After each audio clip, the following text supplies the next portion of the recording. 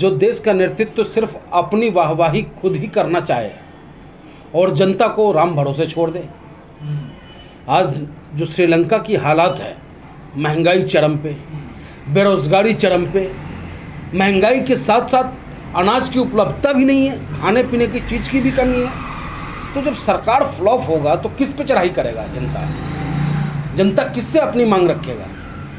तो कहीं ना कहीं मैं समझता हूँ कि श्रीलंका की सरकार पूरी तरीके से फेलवर रही है और डर हमें इस बात का है, जो हालात हमारे देश हिंदुस्तान का है, जो यहाँ की सरकारें हैं, सिर्फ डपोर संघ की घोषणाएं, चाहे वो अग्निवीर के नाम पे हो, चाहे प्रत्येक वर्ष 2 करोड़ रोजगार देने की बात हो, महंगाई खत्म करने की बात हो, हर जगह सिर्फ हमारे देश के प्रधानमंत्री कहने को तो कहते हैं, आत्मनिर्भरता की बात करते हैं, लेकिन जब हमारा देश आत्मनिर्भर होने की ओर चलता है तो आत्मनिर्भरता आपको नज़र ये आता है कि लॉकडाउन में हजार किलोमीटर तक हिंदुस्तानी पैदल चलने को मजबूर होता है। वो आत्मनिर्भरता होती है। हालत इतने बदतर हो गई श्रीलंका में कि जनता राष्ट्रपति के आवास में घर में आग लगा रही है, पहले प्रधानमंत्री घर में आग लगा दिया, सड़कों पर है, तांडव मचा रही है।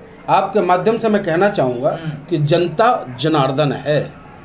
लोकतंत्र में जनता चुनती है अपना सेवक, शासक नहीं। लेकिन जब चुना हुआ प्रतिनिधि अपने आप को शासक समझने लगे, भाग्य विधाता समझने लगे, और जनता जब सड़कों पे उतरती है ना साहब, तो अच्छों का सिंहासन उठ जाता है। आज भी वो नारा आप याद करो कि जनता आ रही है, गद्दी छोड़ो। तो जब जनता हिलोड़े मारेगी ना, तो बड़े बड़ों का सिंहासन हिल जाएगा। तो हमें डर श्रीलंका को देखकर अपने हिंदुस्तान का भी लग रहा है कि हमारे हिंदुस्तान की वो हालात ना हो। इसलिए आपके माध्यम से अपने देश के प्रधानमंत्री आदरणीय नरेंद्र मोदी जी से कहना चाहूँगा कि सिर्फ घोषणाएं ना करें, अमली जामा पहनाने का कार्य करें, क्योंकि जनता बहुत दिन नहीं रुक सकती। भूखे भजन नहीं हो सकता है, भूखा भजन नहीं हो सकता। कब तक लोग मोदी मोदी आपका करता रहेगा? धर्मांध होकर के हिंदू और मुस्लिम के नाम पर कब तक लोग आपको चुनेगा? हिंदू और मुस्लिम करने वाले को भी रोटी चाहिए, हिंदू मुस्लिम करने वाले बेटा को रोज़गार चाहिए, हिंदू मुस्लिम करने वाले बेटा को स्वास्थ्य लाभ चाहिए, शिक्षा चाहिए। लेकिन शिक्षा, सरकारी शिक्षाएँ आप देख ले क्या हालात है हमारे देश की। नौकरियों के नाम पर पेपर लीक कर दिया जाता है, उम्र बढ़ता जा रहा है लोगों का, रोजगार नहीं मिलेगा उन्हें, नौकरी नहीं मिलेगी, क्या होगा हमारे देश का? भारत क्यों डरा है श्रीलंका से? भारत तो एक बड़ा देश है, मजबूत देश है। बड़ा देश होना क्या होता है? बड़ा देश होना क्या होता है? क्या आप छोटा सा इजराइल को क्या कमजोर मानते हो? उसकी अपनी एक नीति है, जो कहता है उस पर करने पे विश्वास रखता है, और हमारे देश के प्रधानमंत्री सिर्फ कहने में विश्वास रखते हैं, उसको अमली जामा नहीं पहना रहे हैं। आज अगर आप सर्वे करेंगे, हर दूसरे घर में आपको 5 आदमी बेरोजगार मिल जाएंगे। ऐसी स्थिति क्यों? तो आपको डर लग रहा है कि श्रीलंका जैसे हालात? बिल्कुल डर है। तभी मैं अपने देश के प्रधानमंत्री से अपील कर रहा हूँ, ऑल इंडिया मजलिस इत्तेहादुल मुस्लिमीन अपील कर रहा है इनसे कि प्रधानमंत्री जी जागो, बहुत हो गया कपड़ों से पहचानने की बात।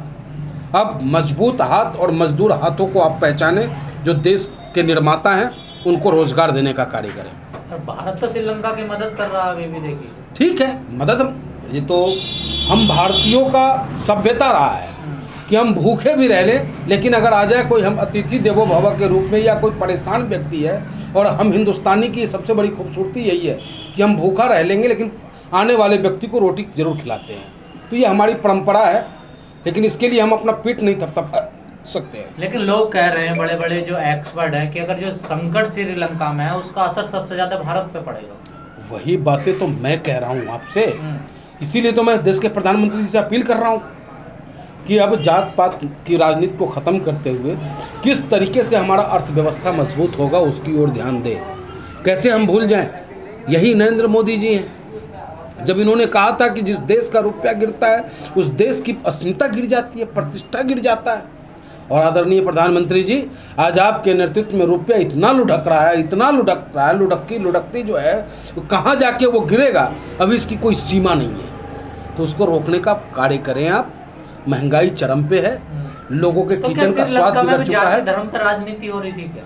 बिल्कुल हो रही थी। आप वहाँ गृह युद्ध जैसी हालात पैदा कर दिया था लोगों ने, जाति धर्म की वहाँ भी राजनीति होने लगी थी। और राजनीति में कभी भी धर्म का स्थान नहीं होता है। राजनीति करने वाले व्यक्ति का एक ही धर्म है, उसका संविधान है। अगर हमसे आप पूछोगे आपकी जाति क्या है, तो मेरी जाति इंसानियत है। मेरा धर्म क्या है, तो बाबा भीमराव अंबेडकर का संविधान है।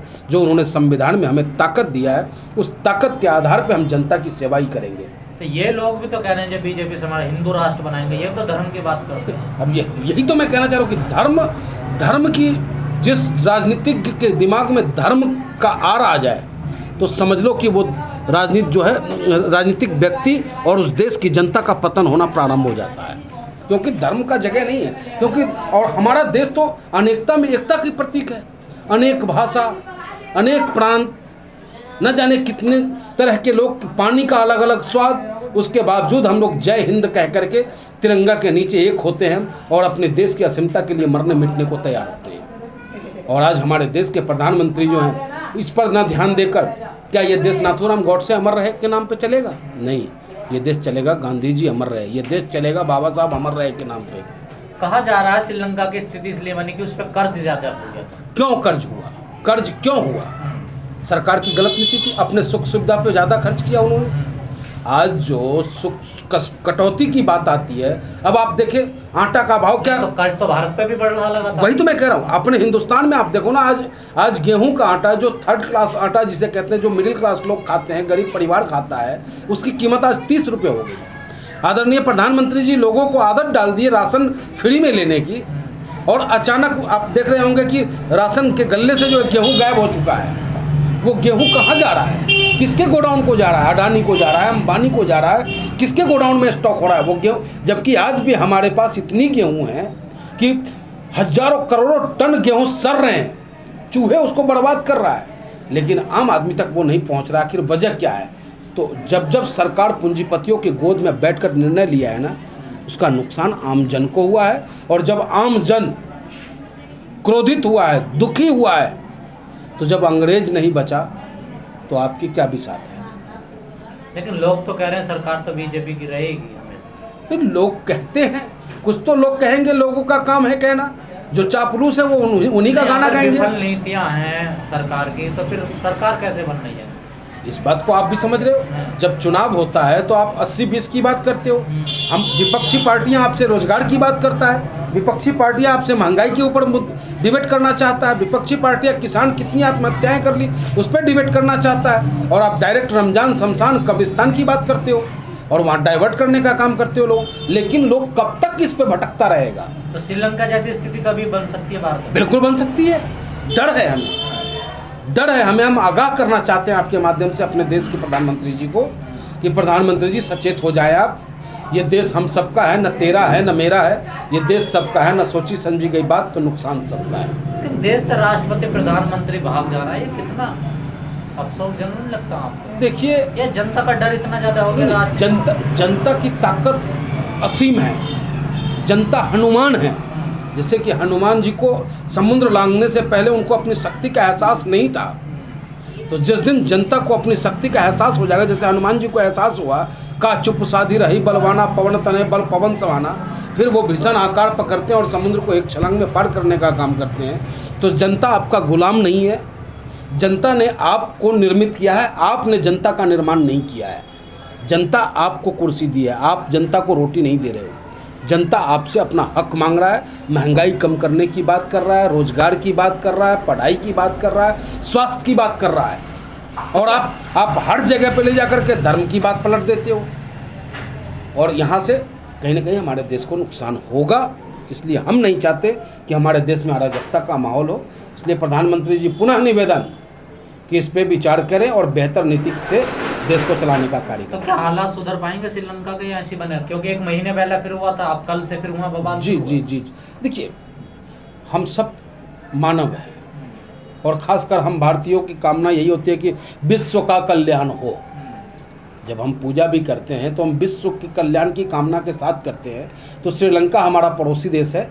हम चाहेंगे कि वहाँ बेहतर व्यवस्था बने, लोगों को रोटी मिले, रोजगार मिले, और ऐसे नेताओं से छुटकारा मिले जो सिर्फ प्रलोभन देने का कार्य करता हो और देता कुछ नहीं। झा साहब, जैसे कि यूक्रेन में युद्ध चल रहा है रूस और यूक्रेन के बीच में, तो देश की अर्थव्यवस्था हमारी भी लड़खड़ा रही है। अब श्रीलंका पड़ोसी देश है भारत का, तो कितना असर पड़ेगा भारतीय अर्थव्यवस्था पर? देखिए, यूक्रेन और रूस का जो जंग है उस पर सबसे ज़्यादा असर यूरोप में पड़ रहा है। हम पे भी असर पड़ेगा और पड़ भी रहा है, लेकिन इतनी नहीं पड़नी चाहिए जितना पड़ रहा है, क्योंकि कहीं ना कहीं यहाँ पे हमारा विदेश नीति फ्लॉप रहा है। और यहाँ की मीडिया आपने देखा नहीं, यूक्रेन 9 तारीख डेडलाइन खींच दिया था कि 9 तारीख क्या होगा, इस तरीके से डिबेट चल रहा था कि ये हमारे मीडिया वाले ही वहाँ जाके जंग लड़ने का काम कर रहे हैं। अरे भैया मीडिया वालों, अगर फुर्सत हो तो देश के अंदरूनी हालात पे चर्चा कर लो, हमारे किसान पे चर्चा कर लो, देश के नौजवानों पे चर्चा कर लो, जो पढ़े लिखे बेरोजगार भटक रहे हैं उन पे भी डिबेट करवा लो। तो जब भी डिबेट होगा तो हिंदू और मुसलमान पे होगा। नहीं, जो भारत के जो नेता हैं, जो नीति निर्धारक हैं, वो भी कह रहे हैं कि यूक्रेन की वजह से भारत में महंगाई है, लेकिन अब श्रीलंका को हर नाकामी के लिए कोई ना कोई बहाना ढूंढने वाला व्यक्ति जो है असफल होता है। हमेशा जब भी इस देश में कोई घटना घटी है 2014 के बाद, उसके लिए जिम्मेदार या तो विपक्षी पार्टियां होती है या विदेशी सूत्रों का हाथ होता है। तो आप कर क्या रहे हो, आपका इंटेलिजेंस क्या कर रहा है, आपका ब्यूरोक्रेट्स क्या कर रहा है, ये आपके ऊपर निर्भर करता है कि आपके अंदर काम करने की शक्ति है कि नहीं, क्षमता है कि नहीं।